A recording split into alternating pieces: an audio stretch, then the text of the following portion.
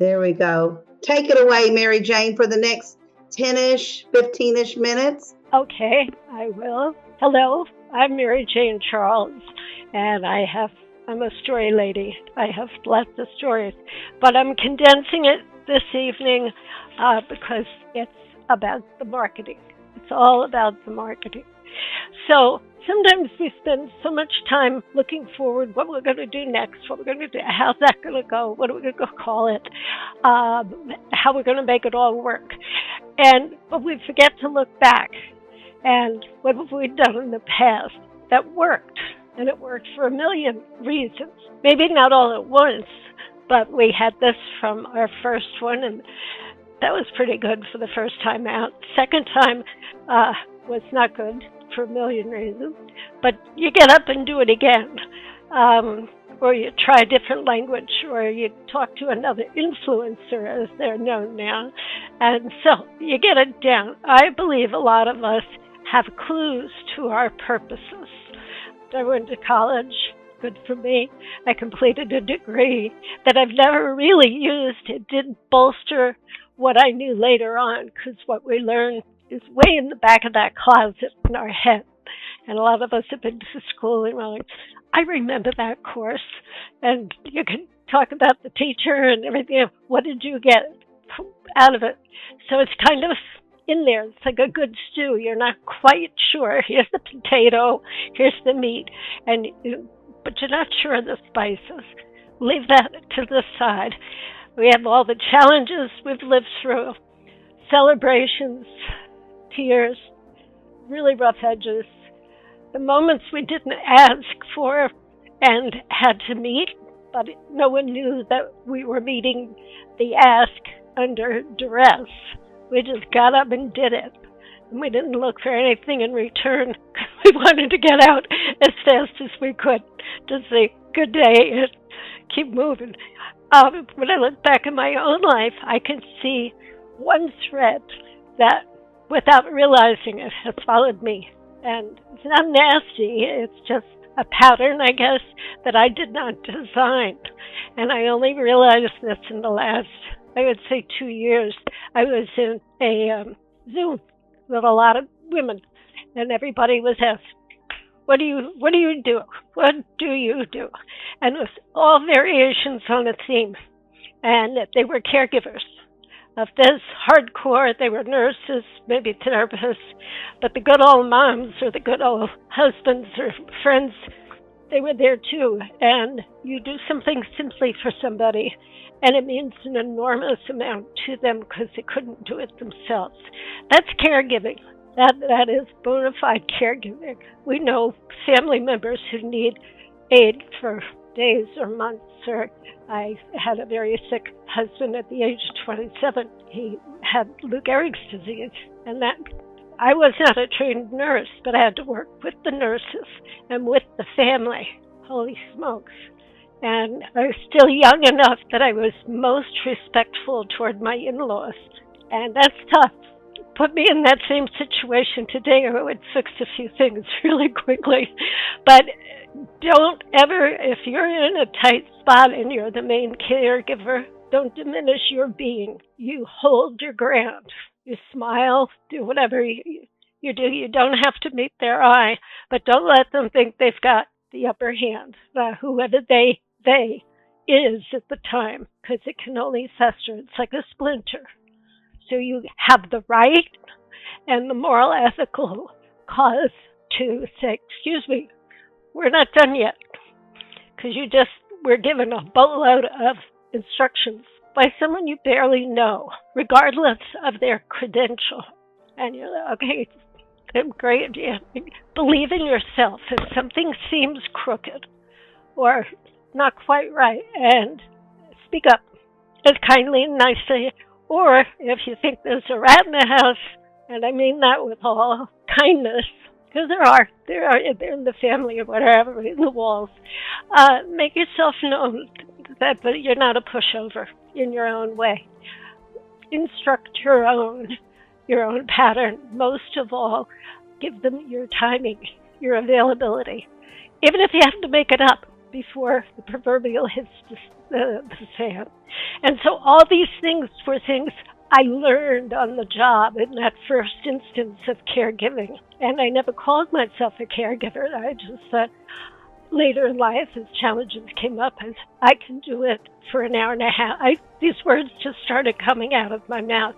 That's where the marketing comes in, is learning how to speak your piece kindly, gently, and definitely, because people, they'll take advantage of you, no matter who you are or what you do for a living. So that was just the first chapter. I didn't know what to do with all the stuff I had in my head, so I moved. I was 27 and I left New York for the road west. I flew to San Francisco. No one knew me. I changed my name back to my maiden name. I had got a good job with Citicorp, and I even found a one-bedroom apartment. I was living high on the hog. I paid $325 a month for a one-bedroom in San Francisco. And it was in a rent-controlled building. I didn't even know what that meant, but I could still be there had I been a little smarter. So I poured all that really bad energy and all the hurt and worry into a journey. I just had to go someplace, and it worked. Those were my Mary Tyler Moore job, the days, if you will. I didn't know I was healing myself. I could talk. I could share my piece. I didn't share my story with too many people. That came later. Second situation, and I mean this kindly, was about 35 years later. And that was a situation, the man was older than I, and he died suddenly. And that's a whole other story.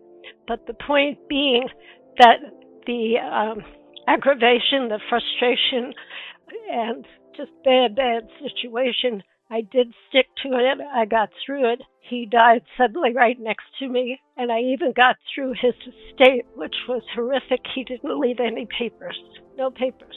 And I had to be appointed a personal representative by the probate court of the state of Washington. I didn't know what I was doing. It'd be like, Dr. Loana knows exactly what I'm talking about. You're sitting there and you have this elephant in your lap, and the elephant doesn't even have a name. You can't cry because you don't know what you're crying about. And people keep saying, well, they keep bugging you. And I don't know, Dr. Loana, I had this phrase rather than sitting there and saying, I don't know. I said, I'll get back to you. Okay. And they all toddle away. It buys you time. Don't worry about them. And you do not have to fill them in only if you want to. So those are the sad stories. I don't intend to use them as sadness here. I gleaned skills from every really rotten situation. And my degree was in human relations and occupational behavior. And I had a couple of extra courses in problem solving. So when I look back almost humorously, like, well, what problems did I solve? Or where did those courses come in? And it was in laying out that the problem was common to all of us, that nobody was laden with anything, pardon me, more than the next person. And you market yourself. We market ourselves all the time. But when you're in a pickle or life's going south, give yourself a couple of minutes and a big deep breath. If you have to cry, run outside and cry in the car. Say you forgot your lipstick or something, and we'll think something up for you, Tony. And get grounded and come back strong and sit straight, as my mother would say. And you command the room because you're marketing. You know it's going to be over one day, good, bad, or ugly. This too shall pass. And you can weep, walk the dog. I walked my dog. He was like, my God, we're going for another walk. The poor creature, his feet were... He didn't jump in my arms when I got the leash. He was very diplomatic. He didn't want to go for a walk, but I needed to. So give yourself the liberty of using the space afforded to you. I happened to have lived in the Columbia River Gorge at the time, so I had huge trees to walk by and a river to find. It's very soothing. Again, you don't know that you're healing yourself at the same time. but all those sounds and smells make a difference way deep inside your brain, and you're able to come back and mark it again. They said, well, Grace, now we have this, and now what are you going to do? And it's just like, I could really get New Yorkie about it if I hadn't gone for my walk, but I actually had a plan. I knew that this was going to be bad. So without anyone's permission, which was what another friend pointed out, you don't need anyone's permission. If they're asking you what we're going to do, take hold of that. You can't make any mistakes, and just grab that mantle and say, well, this is the church I used to attend. That's where it's going to be. And I called my friends that I was still in touch with. Stay in touch with people. Someone knew how to do the flowers. One lady knew how to run the cafeteria. Two guys did what. I mean, the list that came out of the walls. So you can rely kindly on other people, and they are thrilled to help. Mr. Rogers had always looked for the helpers. They're there. I mean, they could be 8 years old, but that kid loves to greet people. May I have your name and address so I can send a thank you note to you afterward. People always comply with children. And if they don't, well, we don't have to thank them anyway. Let someone else worry about them. But you can do it is the bottom line. And keep good movies near you. So that's the background. Back to my marketing story.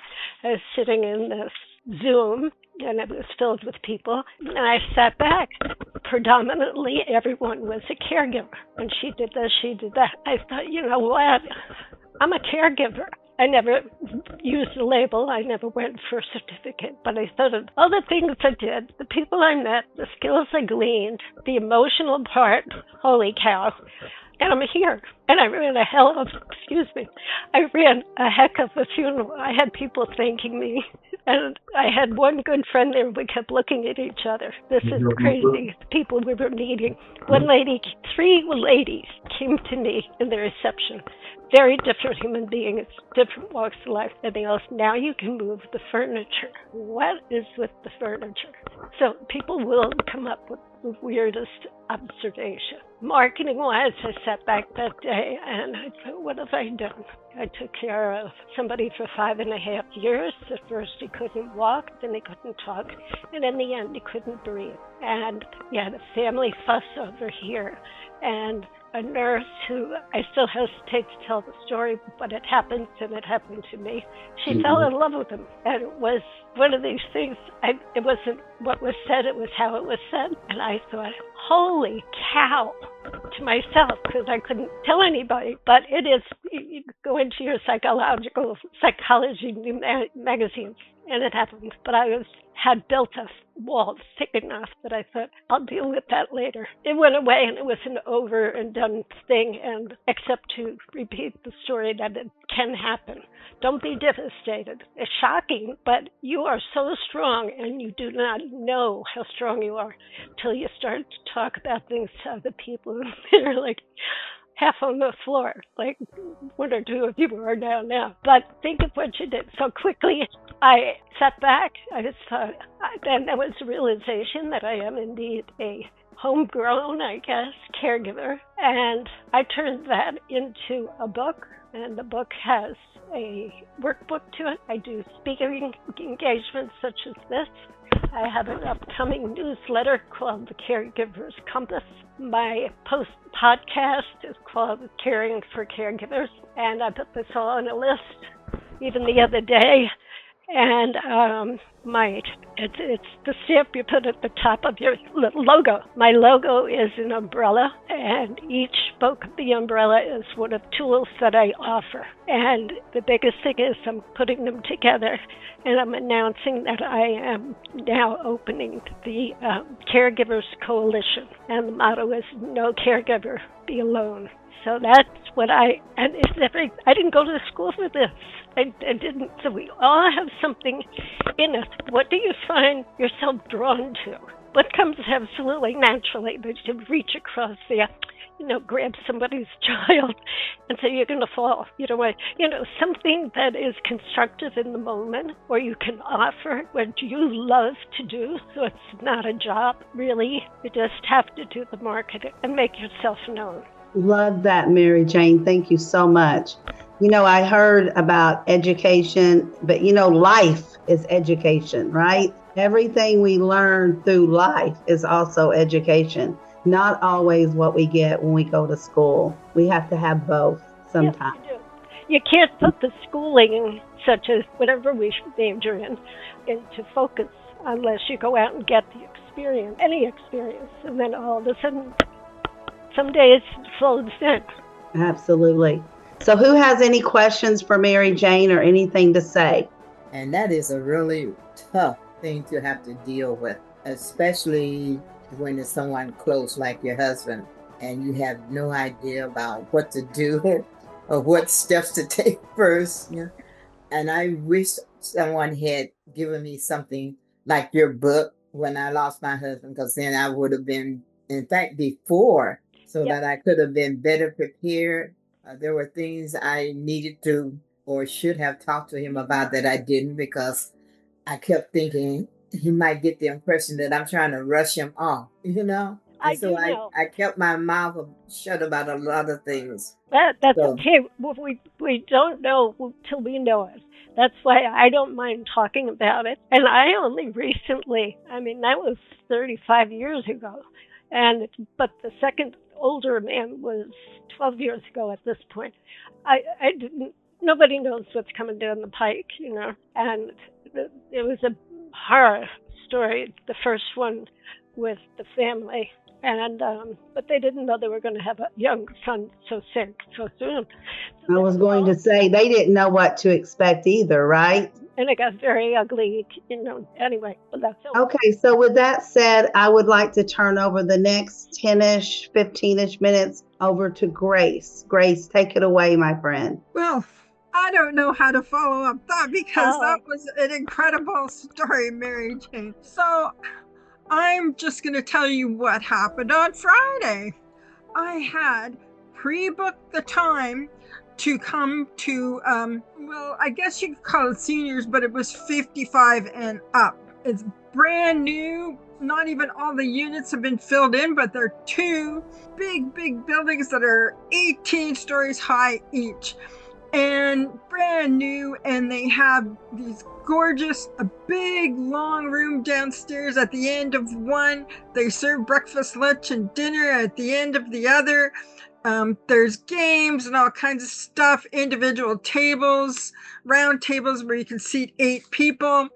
And this is amazing facility. Now, I gave them a flyer and they advertised it very well. They put it in their elevators and they put it on a big screen and in the middle of the place, and they just did a great job of advertising. So I talked to her, and I had been there when the mayor spoke and it was set up perfectly, and I told her we're going to do what the mayor did. We're going to do PowerPoint and all this. I thought she would have had the chair set up in rows just like it was for the mayor, and I thought she would have a microphone and the system that it goes with, just like the mayor, but she did not.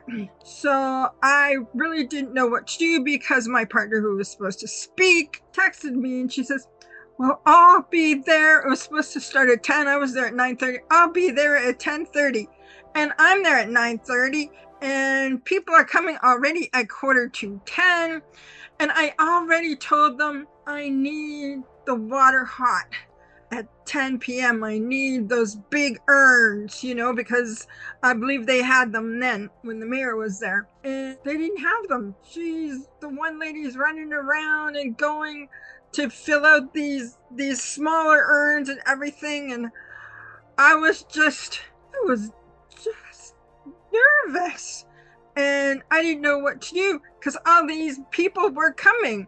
I did get out all the different coffees and everything, and this is one of them, the King coffee, and I got the different flavors out as well as 2 of the teas. And so I asked them for scissors because I didn't even have any, and they gave me 1 pair of scissors. I could have used 8, but they gave me 1. We made do with it by cutting the bottom here and then just pouring the pre-percolated coffee in a mug. They supplied the mugs. And then finally, when the water came, we were able to fill it up with water. And they did bring cream and sugar, which was nice. But all these people were around and I was trying to figure out how to keep them entertained, edutained, really.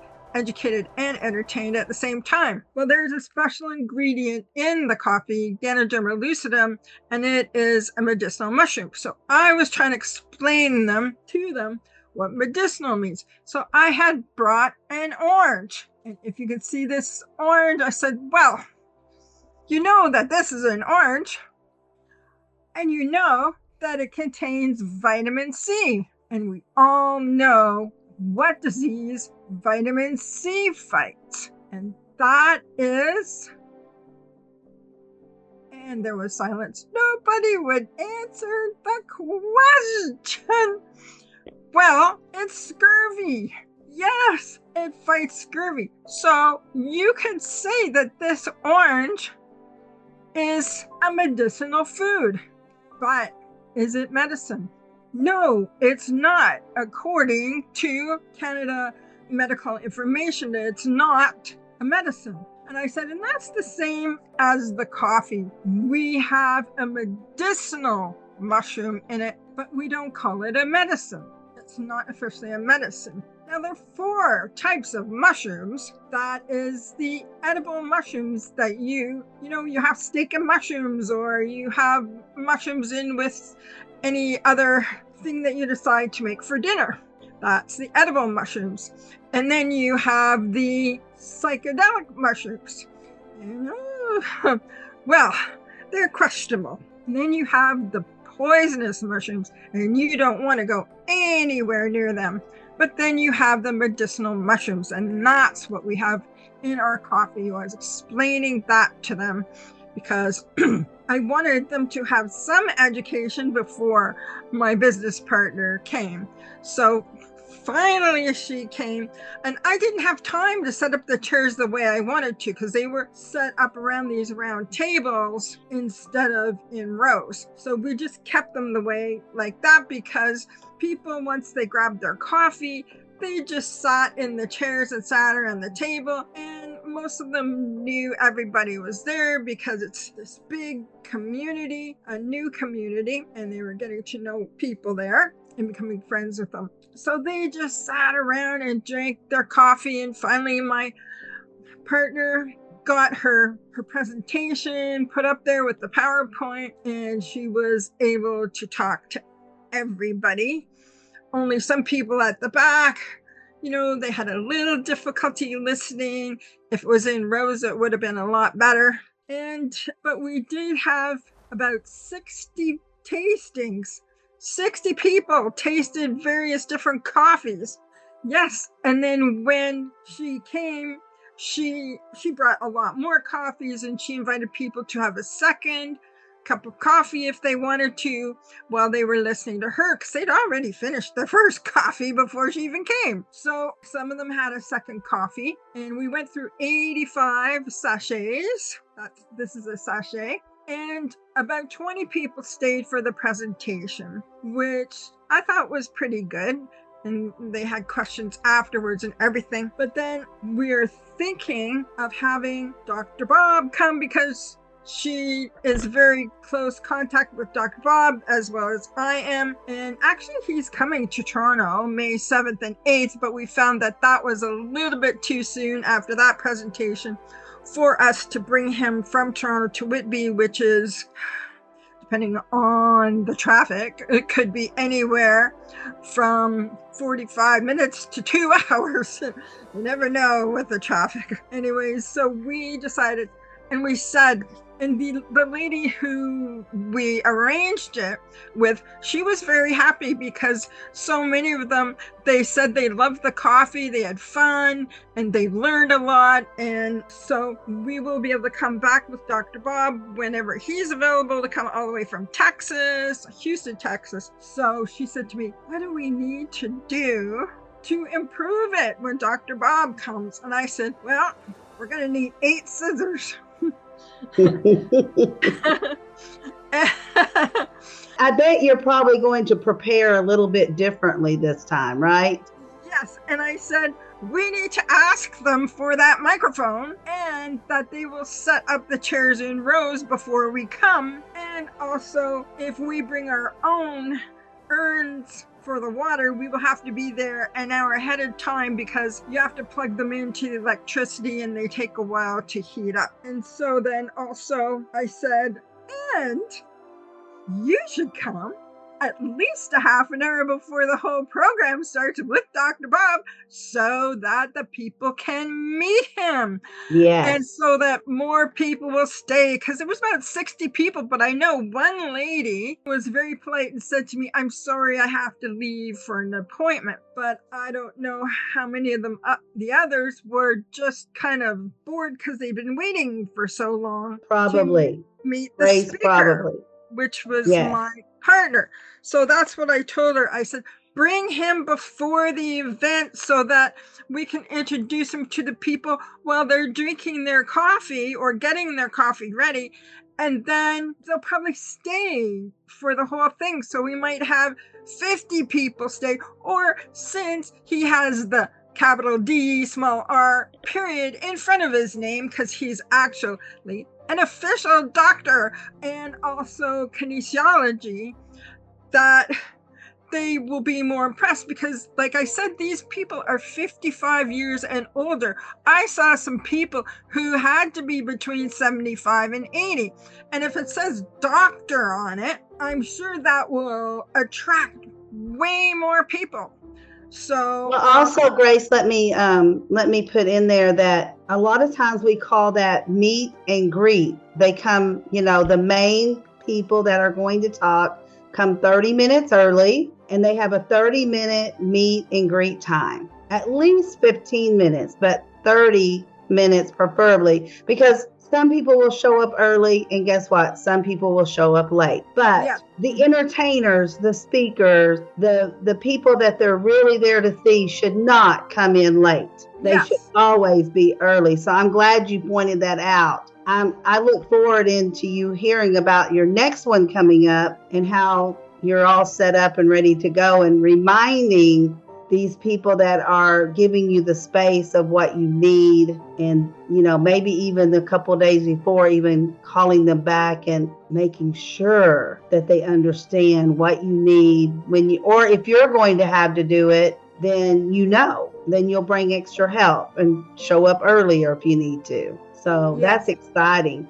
So let's talk a little bit more about showing up or just posting, because that's really important when you're working with social media. I always call it don't post and run, because when you just post something and you never go back to it, you don't conversate with people, you don't tag anyone, you don't comment on your own post, love your own post, like your own post. You're just posting and running. You're not taking care of that post. And it's always good to take care of your post. You can post every 4 hours on Facebook, on LinkedIn, without being in and keeping your algorithm. Okay. But if you're just going to post at every day at 9 a.m., and never doing anything with that post, you're really wasting your time most of the time.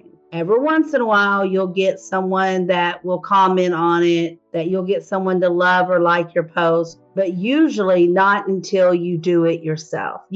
Some people don't realize you can love your own post, like your own post, and it's always great to do that. And buddy up with someone. Like maybe I'll call Grace on Thursday and say, hey, Grace, can you at 9 o'clock on Thursday this week, can you go in and like this certain post? That gets the algorithm going. Like it works so much better. And you can have that by inviting 2 or 3 people to do that with you, or one person on each post, however you want to do it, but get that involvement. What else have you guys tried that works with posting and showing up for your post? Mary Jane?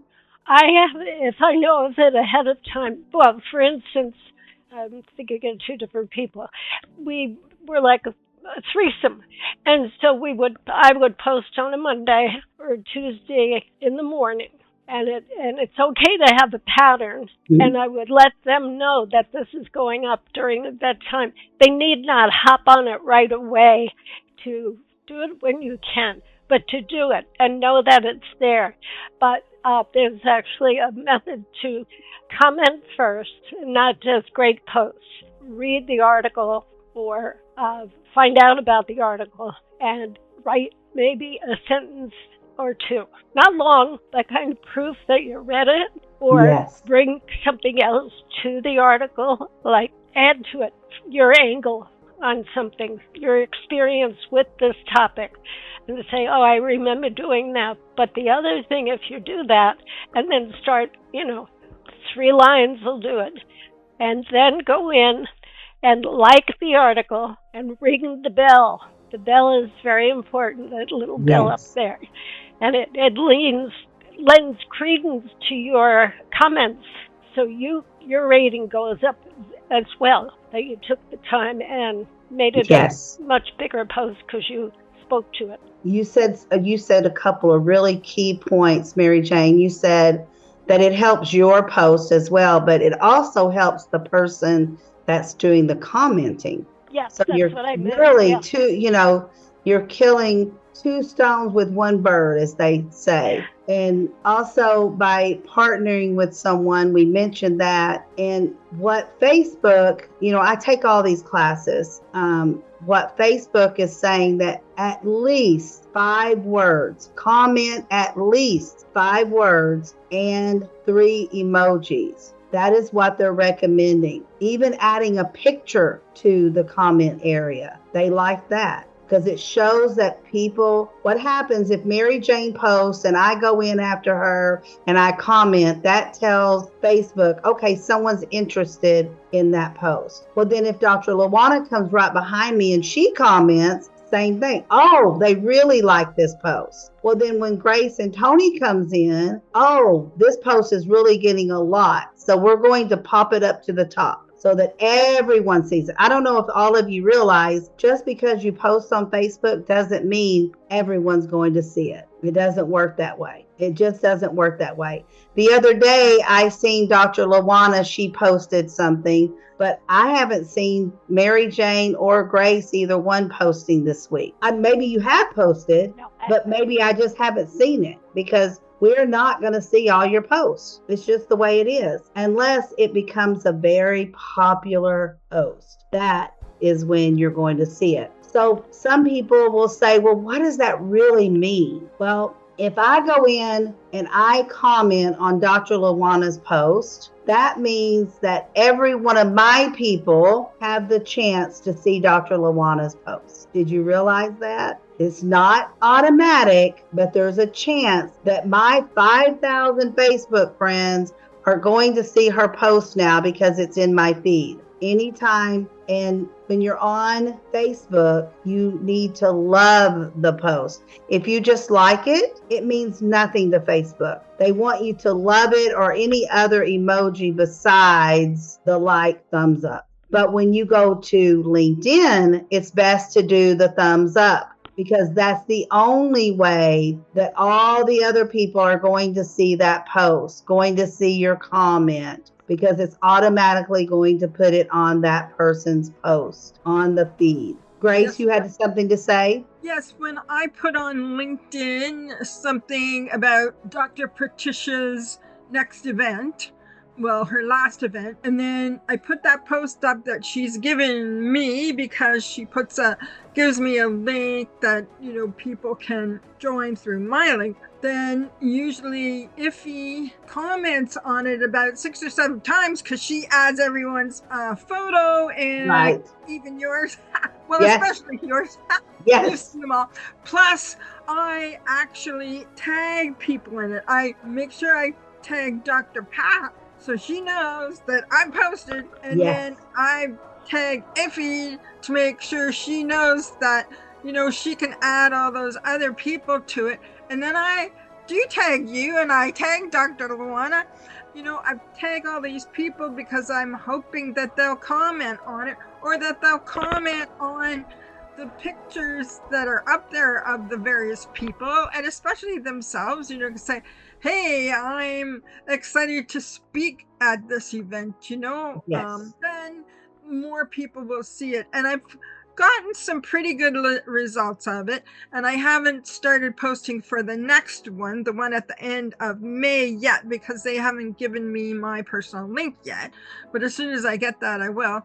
That's great, Grace. You're doing it right. You're doing it right. That's exactly what we want to happen. So, are you showing up or just posting? Grace is showing up. She's posting and then she's doing her homework about the post on the post. And when someone posts and then someone comes back and they comment, so let's say Mary Jane posts and Dr. Lawana comments on it. Guess what Mary Jane should do? She should go back and answer whatever Dr. Lawana commented about on the post so that it continuously keeps moving up, keeps getting more aggressive. Tony, is there anything that you do that works for you when it comes to posting? Yeah, LaDonna, I don't post it on it. It's not my business model. It's not what we do. Okay. We invest in companies to grow them very fast, so we approach them directly. Okay. I don't really bother with social media at all, to be honest now. I have to be honest. Okay.